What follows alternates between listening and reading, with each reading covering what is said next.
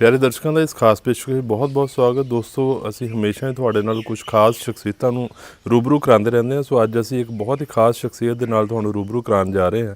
ਮੇਰੀ ਮੁਰਾਦ ਹੈ ਪੰਜਾਬ ਸਰਕਾਰ ਵਿੱਚ ਬਤੌਰ ਕੈਬਨਿਟ ਮਿਨਿਸਟਰ ਬ੍ਰਹਮ ਸ਼ੰਕਰ ਜਿੰਪਾ ਜੀ। ਸਰ, ਬਹੁਤ-ਬਹੁਤ ਸਵਾਗਤ ਹੈ ਤੁਹਾਡਾ। ਸਰ, ਇਸ ਵੇਲੇ ਪੰਜਾਬ ਸਰਕਾਰ ਦੀ ਗੱਲ ਕਰੀਏ ਤਾਂ ਉਹਦੇ ਵਿੱਚ ਬਹੁਤ ਅਹਿਮ ਜ਼ਿੰਮੇਵਾਰੀਆਂ ਜਿਹੜੀਆਂ ਤੁਹਾਨੂੰ ਮਿਲੀਆਂ, ਰੈਵਨਿਊ ਔਰ ਵਾਟਰ ਰਿਸੋਰਸਿਸ। ਅਗਰ ਤੁਹਾਡਾ ਪਿਛਲਾ ਪਿਛੋਕੜ ਦੇਖੀਏ ਤਾਂ ਕਿੱਥੇ ਮਿਊਨਸਿਪਲ ਕਾਉਂਸਲਰ ਔਰ ਅੱਜ ਬਤੌਰ ਕੈਬਨਿਟ ਮਿਨਿਸਟਰ ਇਹ ਜਰਨੀ, ਪੋਲੀਟੀਕਲ ਜਰਨੀ ਕਿਸ ਤਰੀਕੇ ਦੀ ਰਹੀ ਔਰ ਕਿੱਦਾਂ ਇਹਦੇ ਵਿੱਚ ਤੁਸੀਂ ਸ਼ੁਰੂਆਤ ਤੋਂ ਲੈ ਕੇ ਹੁਣ ਤੱਕ ਪਹੁੰਚੇ?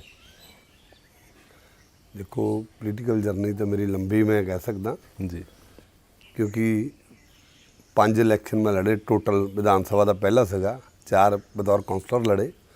सारे ही 5 इलैक्शन मैनूं हुशियारपुर विधान सभा दे विच जनता ने काउंसलर दे इलैक्शन 4 बड़े बड़े मार्जिन नाल जिताए। ईवन दैन कि इंडिपेंडेंट जिताया मैनूं। लास्ट इलैक्शन में फरवरी दे विच ही इंडिपेंडेंट जितया सी जी। और इस उस क्योंकि आम आदमी पार्टी ज्वाइन की और आम आदमी पार्टी के सुप्रीमो अरविंद केजरीवाल जी का धन्यवाद करदा कि मैंने उन्होंने योग्य समझिया। उन्होंने मैंने इलैक्शन लड़ाया टिकट दे के, और जितन तो बाद जिहड़ा पार्टी ने मैं भगवंत मान जी का बहुत धन्यवाद करदा, सुप्रीमो साहब का अरविंद जी का बहुत धन्यवाद करदा कि मैंने एक वड्डी जिम्मेवारी दी। सो बड़ा अहम है कि किस तरीके दे नाल जिंदगी दे विच मिरेकल्स हुंदे ने और एक शुरुआत छोटी जी जिहड़ी पहला कदम जदों इंसान चुकदा तो उस तो बाद अगे अगे मंजिलां सर होंदियां। सर, इस वेले तुहानूं मेजर पोर्टफोलियो जिहड़ा रैवन्यू एक बहुत वड्डा महकमा और नाल वाटर रिसोर्सिस, अगर गल करिए की चैलेंजेस तुसीं देखदे हो इस महकमे दे विच जिहनां नूं तुसीं डील करना है? देखो, रैवन्यू की असीं गल करदे हां तो रैवन्यू नूं मैनूं कहना नहीं चाहिए। रैवन्यू दे विच बड़ा इनू करप्ट महकमा समझिया जाता, खास तौर पर तहसीलां। रैवन्यू च साडे कोल मेन जिहड़ा है जिन्ना भी डिपार्टमेंट हैगा, तहसीलदारां दा, पटवारी दा, कानूनगो दा, ओहदा जिहड़ा रैवन्यू इकट्ठा होना। और क्योंकि लोग बहुत तरसता है, तहसीलां दी जिहड़ी कारगुजारी सी वो बड़ी सस्पीशियस रही अज तक, कदी अच्छी नहीं समझी जाती सी। कि लोगों को बहुत सारिया विसंगतियां जिहड़ियां लोगों नाल लगातार होंदियां आ रही, उहदे च एक सुधार बड़ी वड्डी गल सी जी। काफ़ी कोशिश कर रहे हैं, तहसीलों के दौरे भी किए, अधिकारी जिहड़े अपना नियम का पालन नहीं कर रहे सी उन्होंने सस्पेंड इस करके किया बजाए कि उन्होंने दंडित करने की कोशिश नहीं की, ताकि उन्होंने एक मैसेज आवे भी असीं एक अच्छा काम करना। ਤੁਸੀਂ ਸ਼ੁਰੂਆਤੀ ਦੌਰ ਦੇ ਵਿੱਚ ਅਗਰ ਗੱਲ ਕਰੀਏ, ਜਦੋਂ ਮਿਨਿਸਟਰੀ ਸੰਭਾਲੀ ਤੇ ਬਹੁਤ ਸਾਰੀਆਂ ਤਹਿਸੀਲਾਂ ਵਿਜ਼ਿਟ ਕੀਤੀਆਂ, ਕਈ ਆਫਿਸ ਚੈੱਕ ਕੀਤੇ, ਬਿਊਰੋਕ੍ਰੇਸੀ ਦਾ ਰਵੱਈਆ ਤੁਹਾਨੂੰ ਕਿੱਦਾਂ ਦਾ ਲੱਗਿਆ ਔਰ ਕਿਸ ਤਰੀਕੇ ਨਾਲ ਤੁਸੀਂ ਉਹਨਾਂ ਨੂੰ ਹੁਣ ਮੋਲਡ ਕਰਨ ਵਿੱਚ ਕਾਮਯਾਬ ਹੋਏ? ਇਹ ਹੈਗਾ ਥੋੜ੍ਹਾ। ਬਿਊਰੋਕ੍ਰੇਸੀ ਜਿਹੜੀ ਹੈਗੀ ਹੈ ਉਹਨਾਂ 'ਚ ਅੱਛੇ ਆਫੀਸਰ ਵੀ ਸੀ, ਪਰ ਬਹੁਤ ਘੱਟ ਰਹਿ ਗਏ ਸੀ ਜਿਹੜੇ ਆਪਣੀ ਡਿਊਟੀ ਨੂੰ ਡੂ ਫॉर ਡਿਊਟੀ ਵੈਸਟ ਵਾਲਾ ਕੰਮ ਸਮਝਦੇ ਸੀ ਜੀ। और बहुत सारे अधिकारी, क्योंकि पुरानियां सरकारां राजनीतिक आदमियों ने उन्होंने कभी टीच नहीं किया, उन्होंने को जायज़ नजायज़ काम लै जी, उन्होंने को अपने हित साधे और वो उन्होंने वर्गे होंदे चले गए। मैं कह सकता जी। कहते सी जथा राजा तथा प्रजा, वो सिस्टम जिहड़ा सी साडे राजनीतिक आदमियों ने बनाया। मैं कह सकता क्योंकि अगर ये ठीक रहिंदे तो वो गलत ना होंदे। अज मैं कह सकता मानयोग चीफ मिनिस्टर भगवंत मान जी की जिहड़ी सरकार है, क्योंकि राजा बहुत ईमानदार है जी, तो वो जिहड़े थल्ले हुण काम करने वाले अधिकारी है इन्हां नूं भी हुण ईमानदार होना पैना जी।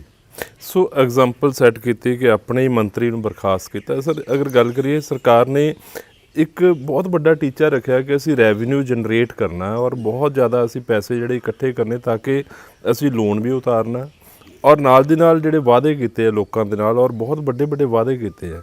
सो उस रैवन्यू जनरेट करन विच जिहड़ा तुहाडा महकमा वो किन्ना क महत्वपूर्ण भूमिका निभा रहा है?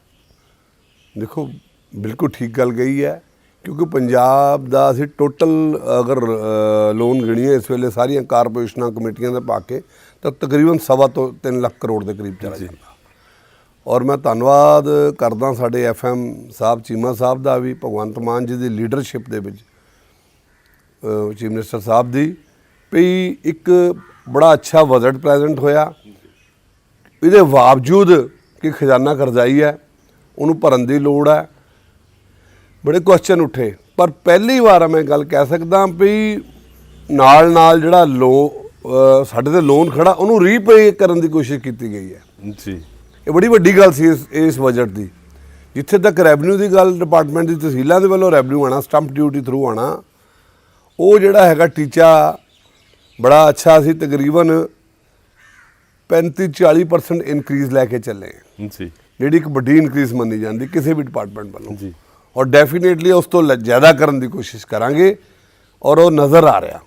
ਸੋ ਇਨੀਸ਼ੀਅਲੀ ਅਗਰ ਗੱਲ ਕਰੀਏ ਕਿ 35-30% ਦਾ ਇਨਕਰੀਜ਼ ਅਗਰ ਸਰਕਾਰ ਸੋਚ ਰਹੀ ਹੈ ਤਾਂ ਸ਼ਾਇਦ ਆਉਣ ਵਾਲੇ ਸਮੇਂ ਵਿੱਚ ਸਾਰੀਆਂ ਚੀਜ਼ਾਂ ਸੰਭਵ ਹੈ। ਸਰ, ਮੈਂ ਇਹਦੇ ਵਿੱਚ ਤੁਸੀਂ ਕੁਝ ਚੀਜ਼ਾਂ ਜਿਹੜੀਆਂ ਇਨੋਵੇਟਿਵ ਕੀਤੀਆਂ ਕਿ ਫਰਦ ਜਿਹੜੀ ਹੋਮ ਡਿਲੀਵਰੀ ਕੀਤੀ ਜਾਏਗੀ ਜਾਂ ਡਿਜੀਟਲ ਟੈਕਨੋਲੋਜੀ ਦਾ ਇਸਤੇਮਾਲ ਕਰਨਾ ਤਹਿਸੀਲਾਂ 'ਚ, ਇਹ ਕਿਸ ਤਰੀਕੇ ਦੀ ਪਹਿਲ ਕਦਮੀ ਹੈ ਔਰ ਇਹਦੇ ਨਾਲ ਲੋਕਾਂ ਨੂੰ ਕਿਸ ਨਾਲ ਫਾਇਦਾ ਜਿਹੜਾ?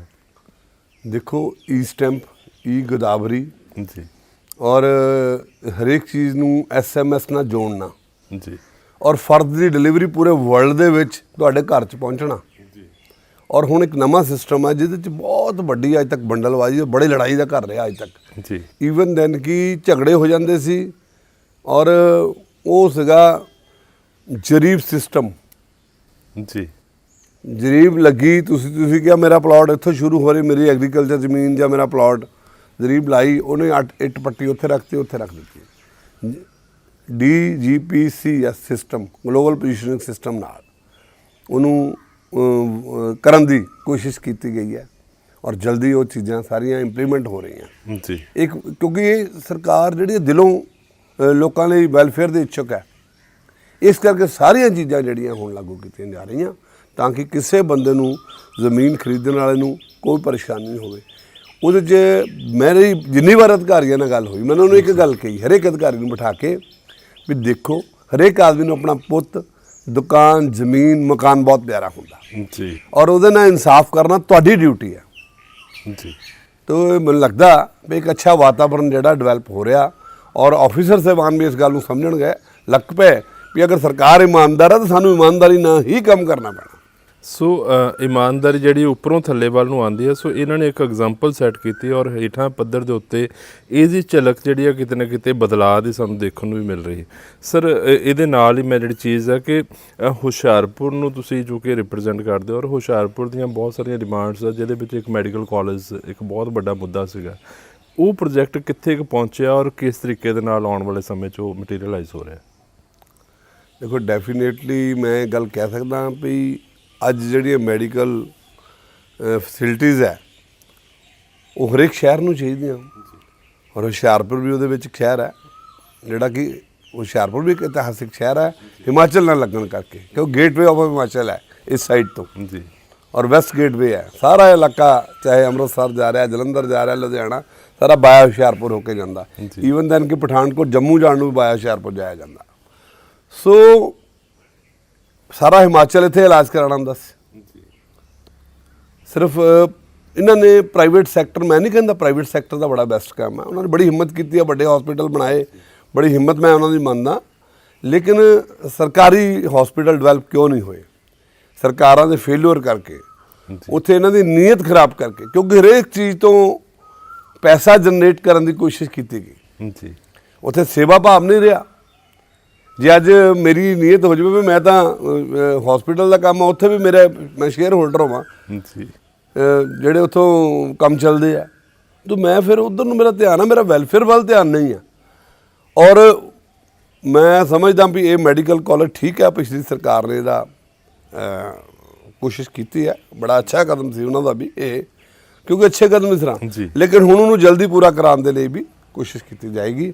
ਔਰ ਜਿੱਦਾਂ CT ਸਕੈਨ ਦੀ ਮੈਂ ਤੁਹਾਨੂੰ ਇੱਕ ਗੱਲ ਸੁਣਾਉਣੀ ਚਾਹੁੰਦਾ ਵੀ ਕਿਉਂਕਿ ਗਰੀਬ ਆਦਮੀ, ਮੱਤੜ ਆਦਮੀ ਜਿਹੜਾ ਘੱਟ ਪੈਸੇ ਨਹੀਂ ਖਰਚਦਾ, ਨਹੀਂ ਤਾਂ ਅਮੀਰ ਆਦਮੀ ਜੇ ਕੋਈ ਪੈਸੇ ਹੈਗਾ ਜਾਂਦਾ ਹੀ ਹਸਪੀਟਲ 'ਚ।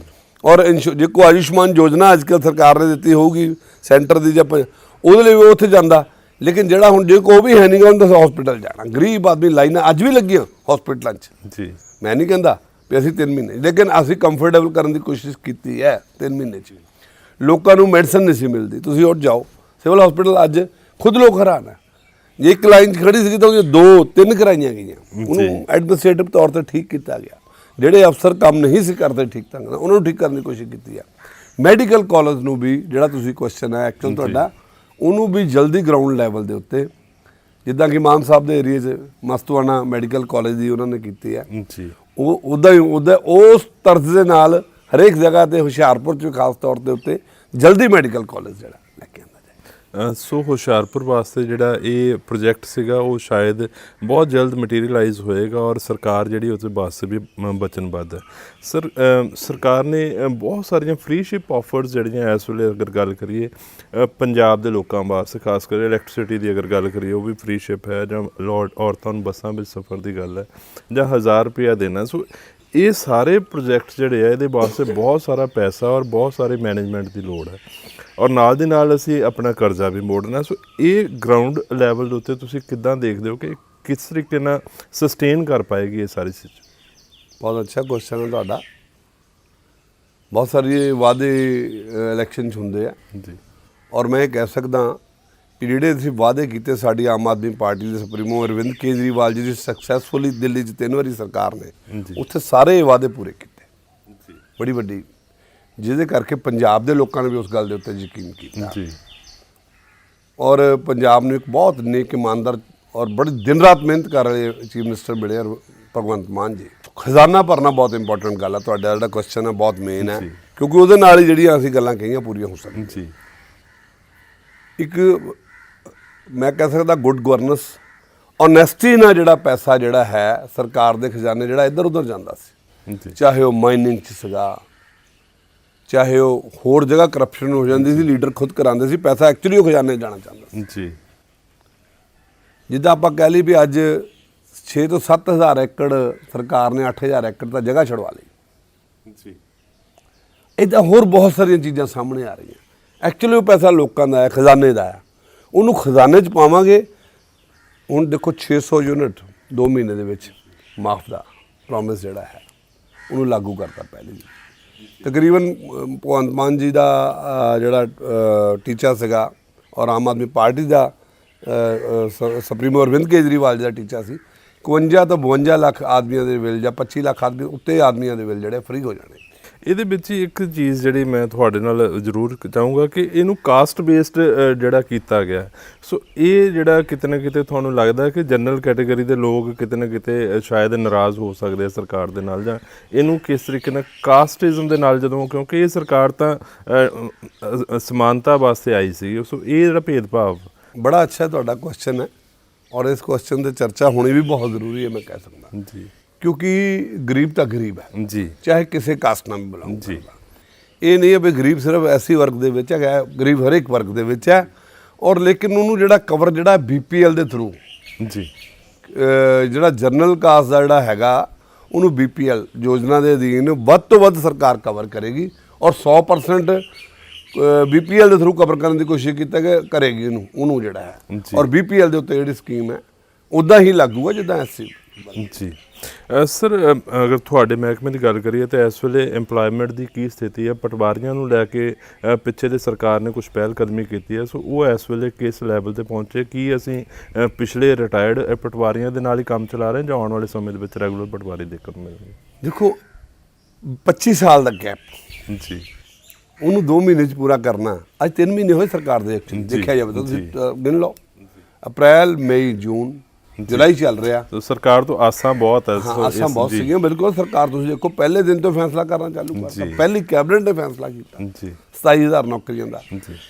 ਪਟਵਾਰੀਆਂ ਦੀ ਗੱਲ ਕਰੀਏ 1100 ਪਟਵਾਰੀ, 1090 ਪਟਵਾਰੀ ਯੰਗ, ਬਿਲਕੁਲ, ਜਿਹ 'ਚ ਲੜਕੇ ਲੜਕੀਆਂ ਵੀ ਪਟਵਾਰੀ। ਮੈਂ ਬੜੀ ਅੱਛੀ ਗੱਲ ਹੈ ਵੀ ਲੜਕੀਆਂ ਵੀ ਪਟਵਾਰੀ ਬਣ ਕੇ ਅੱਛਾ ਜੌਬ ਦੇ ਵਿੱਚ, ਲੜਕੀਆਂ ਅੱਜ ਕੱਲ੍ਹ ਹਰੇਕ ਫੀਲਡ ਦੇ ਵਿੱਚ ਹੈ, ਉਹਨਾਂ ਨੂੰ ਆਲਮੋਸਟ ਜੁਆਇਨ ਕਰਾ ਦਿੱਤਾ ਗਿਆ ਜੀ। ਲੇਕਿਨ ਫੀਲਡ ਦਾ ਜਿਹੜਾ ਉਹਨਾਂ ਦਾ ਪੀਰੀਅਡ ਆ ਉਹ 2 ਸਾਲ ਸੀ ਔਰ ਜਲਦੀ ਪਟਵਾਰੀਆਂ ਦੀ ਲੋੜ ਸੀ, ਕਿਉਂਕਿ ਗੈਪ ਬੜਾ ਲੰਬਾ ਸਰਕਾਰਾਂ ਨੇ ਰੱਖਿਆ। ਇਹਨਾਂ ਨੇ ਇਹ ਕਰਦੇ ਕੀ ਸੀਗੇ, ਇਹਨਾਂ ਨੂੰ ਐਂ ਲੱਗਦਾ ਵੀ ਯਾਰ ਇਹ ਤਾਂ ਪਟਵਾਰੀ ਇੱਕੋ ਹੀ ਆਪਣਾ ਕੰਮ ਚਲਾਈ ਜਾ ਰਿਹਾ, 5 ਸਰਕਲਾਂ ਦਾ ਕੰਮ ਇਹ ਦੇ ਕੇ ਸਾਨੂੰ ਹਿਸਾਬ ਦੇ ਜਾਂਦਾ ਸ਼ਾਮ ਨੂੰ ਆ ਕੇ ਜੀ। ਸੋ ਇਹਨਾਂ ਨੇ ਉਹਨੂੰ ਕਰਨ ਦੀ ਕੋਸ਼ਿਸ਼ ਨਹੀਂ ਕੀਤੀ। ਹੁਣ ਟੋਟਲ ਅਸੀਂ ਜਿਹੜਾ ਆਪਾਂ ਰਿਟਾਇਰਡ ਪਟਵਾਰੀ ਦੀ ਗੱਲ ਕੀਤੀ ਆ, ਉਹਨੂੰ ਹੋਰ ਗੈਪ ਨੂੰ ਤੁਸੀਂ ਕਿਸੇ ਤਰ੍ਹਾਂ ਪੂਰਾ ਨਹੀਂ ਕਰ ਸਕਦੇ, ਕਿਉਂਕਿ ਜਿੱਥੇ ਤੁਹਾਨੂੰ ਐਕਸਪੀਰੀਅੰਸ ਆਦਮੀ ਦੀ ਲੋੜ ਆ ਉਹਨੂੰ ਕੋਈ ਕਿੱਦਾਂ ਪੂਰਾ ਕਰੂਗਾ। ਜਦੋਂ ਕਲੌਜ਼ ਹੈ ਵੀ ਉਹਨੂੰ 6 ਮਹੀਨੇ ਸਾਲ ਤੋਂ ਪਹਿਲਾਂ ਕੋਈ ਬੰਦਾ ਐਕਸਪੀਰੀਅੰਸ ਨਹੀਂ ਆ ਸਕਦਾ ਫੀਲਡ 'ਚ, ਜੀ, ਸੋ ਉਹਨਾਂ ਨੂੰ ਵੀ ਜਿਹੜਾ 2 ਸਾਲ ਦੀ ਜਗ੍ਹਾ ਨਾਲ ਟ੍ਰੇਨਿੰਗ ਪੀਰੀਅਡ 1 ਸਾਲ ਕੀਤਾ ਗਿਆ। ਜਿਹੜੇ ਬੱਚੇ ਨਵੇਂ ਯੰਗਰ ਜਨਰੇਸ਼ਨ ਦੇ ਉਹ 1100 ਬੱਚਾ ਤਕਰੀਬਨ ਆ ਜਾਏਗਾ। ਰਿਟਾਇਰਡ ਪਟਵਾਰੀ ਇਸ ਕਰਕੇ ਵੀ ਉਹਨੂੰ ਲੋਕਾਂ ਨੂੰ ਬਹੁਤ ਜ਼ਿਆਦਾ ਤੰਗੀ ਆ ਰਹੀ ਸੀ, ਉਹ ਕੋਸ਼ਿਸ਼ ਕੀਤੀ ਹੈ। ਔਰ ਹੋਰ ਪਟਵਾਰੀ ਵੀ ਜਲਦੀ ਹੀ ਭਰਤੀ ਕੀਤੇ ਜਾਊਗੇ, ਉਹਦਾ ਸਾਧਨ ਵੀ ਕੀਤਾ ਗਿਆ।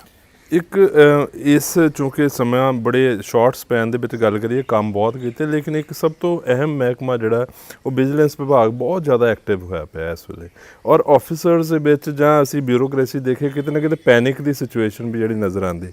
ਸੋ ਕਿੱਦਾਂ ਡੀਲ ਕਰਦੇ ਹੋ, ਕਿੱਦਾਂ ਐਡਰੈਸ ਕਰਦੇ ਹੋ ਕਿ ਇਹ ਸਿਚੁਏਸ਼ਨ ਜਿਹੜੀ ਹੈ ਤਾਂ ਕਿ ਇੱਕ ਨੋਰਮਲਾਈਜ਼ ਤਰੀਕੇ ਦੇ ਨਾਲ ਚੀਜ਼ਾਂ ਜਿਹੜੀਆਂ ਚੱਲ ਸਕਣ। ਸੋ ਇਸ ਚੀਜ਼ ਨੂੰ ਤੁਸੀਂ ਕਿੱਦਾਂ ਦੇਖਦੇ ਹੋ?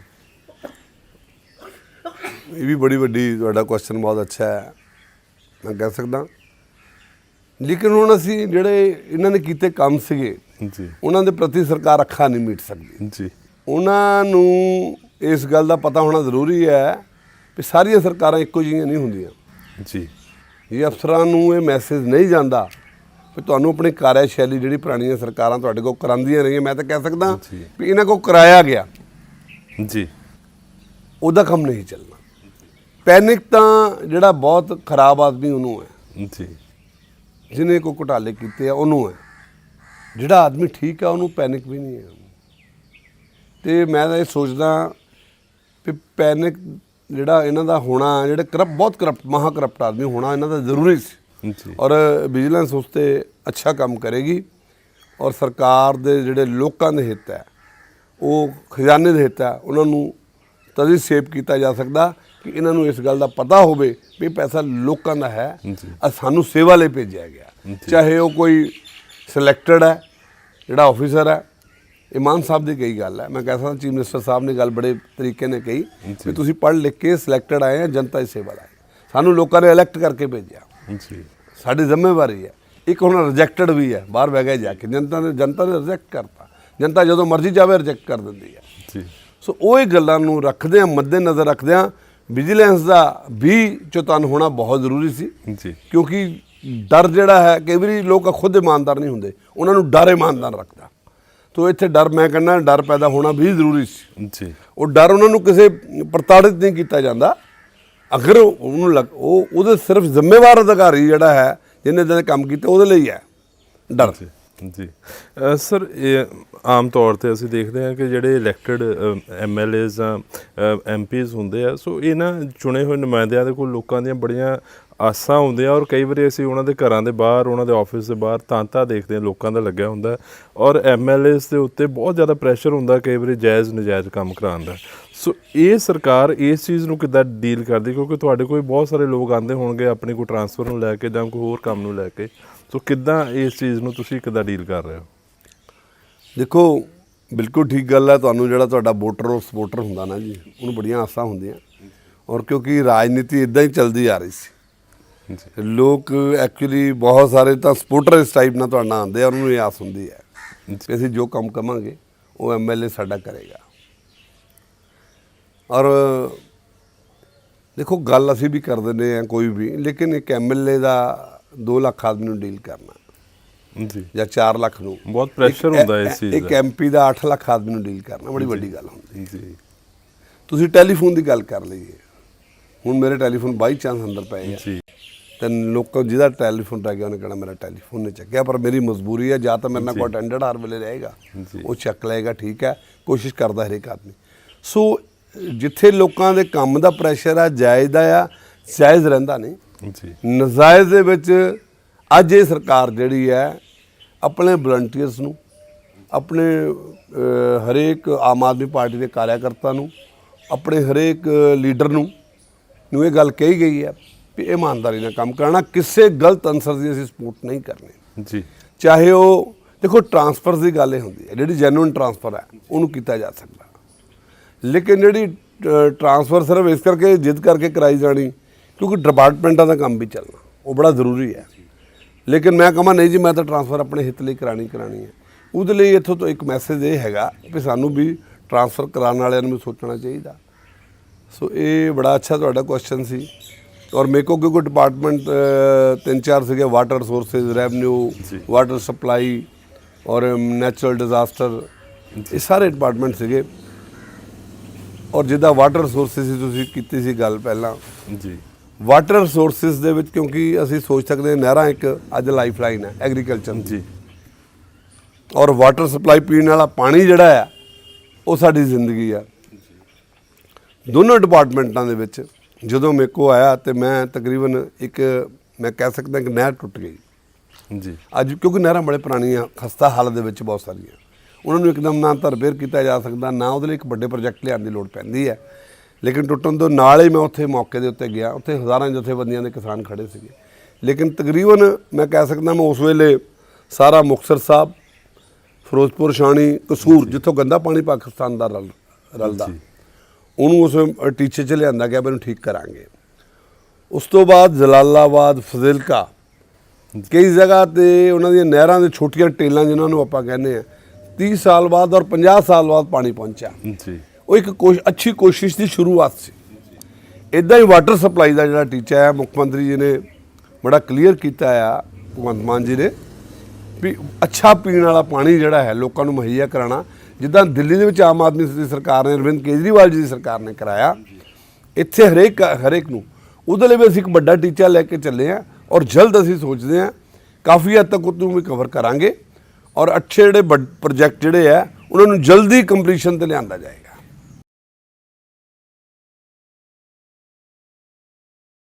ਜਿਹੜਾ ਜ਼ਮੀਨ ਦਾ ਪਾਣੀ ਆ ਉਹਨੂੰ ਇੱਕ ਕਿਸਮ ਦੇ ਨਾਲ ਟਿਊਬਰਸ ਕਨੈਕਸ਼ਨ ਚਾਹੇ ਹੋਣ ਆਪਣੇ ਚਹੇਤਿਆਂ ਨੂੰ, ਔਰ ਕਿਸ ਤਰੀਕੇ ਦੇ ਨਾਲ ਉਹਦੀ ਡਿਸਟ੍ਰੀਬਿਊਸ਼ਨ ਹੋਈ। ਸੋ ਪਾਣੀ ਹਲੇ ਪੰਜਾਬ ਦਾ ਅਲਾਰਮਿੰਗ ਸਟੇਜ ਉੱਤੇ ਖਤਮ ਹੋਣ ਜਾ ਰਿਹਾ।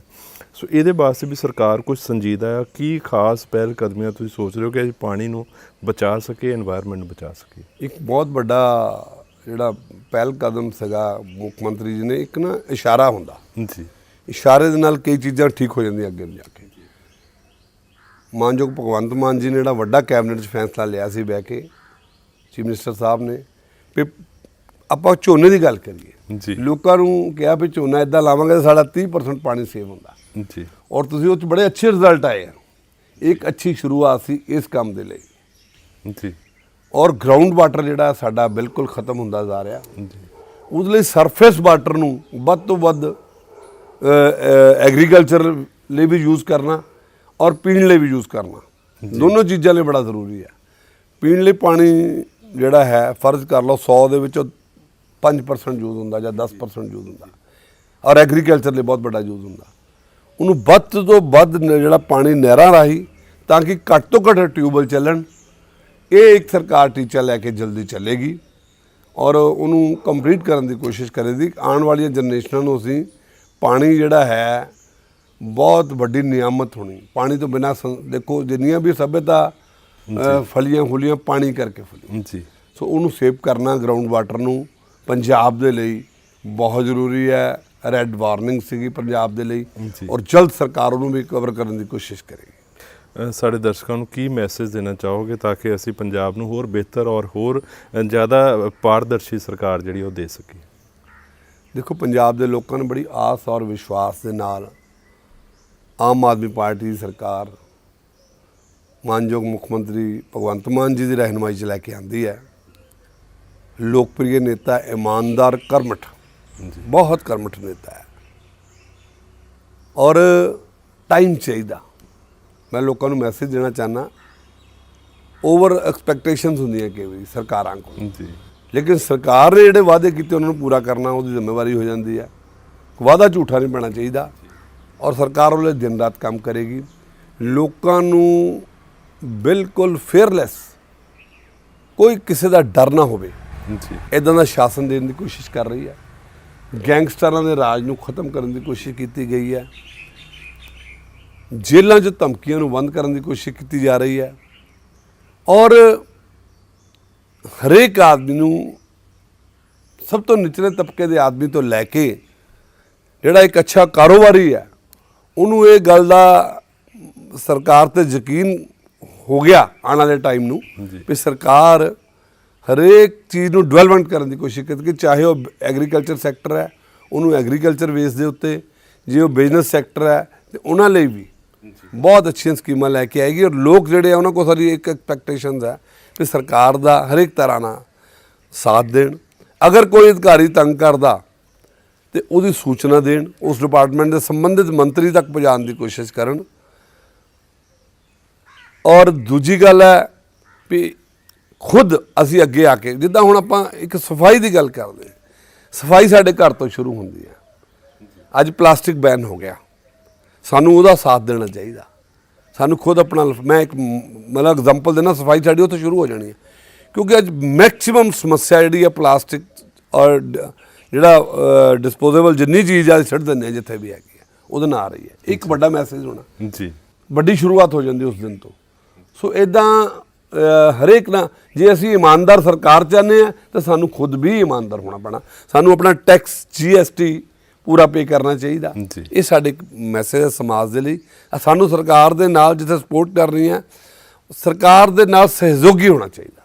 ਸੋ ਵਿਜ਼ਨ ਸਰਕਾਰ ਦਾ ਕਲੀਅਰ ਹੈ ਕਿ ਕਿਤੇ ਨਾ ਕਿਤੇ ਅਸੀਂ ਲੋਕਾਂ ਨੂੰ ਡਿਲੀਵਰ ਕਰਨਾ, ਔਰ ਸਰਕਾਰ ਦੇ ਸਾਹਮਣੇ ਚੁਣੌਤੀਆਂ ਵੀ ਬਹੁਤ ਜ਼ਿਆਦਾ ਨੇ।